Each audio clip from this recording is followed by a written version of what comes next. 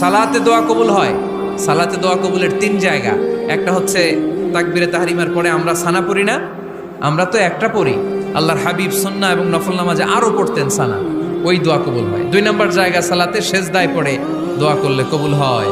আকরাবু মা ইয়াকুনুল আবদু মির রাব্বিহি ওয়া হুয়া সাজিদ ফাকফিরু ফিহি দুআ। বান্দা যখন সেজদায় লুটিয়ে পড়ে বান্দা আল্লাহর সবচেয়ে কাছে চলে যায়। কিন্তু বিশ্বনবী বলে সেজদাটা তোমার রবের কুদরতি পায়ের উপরে পড়েছে।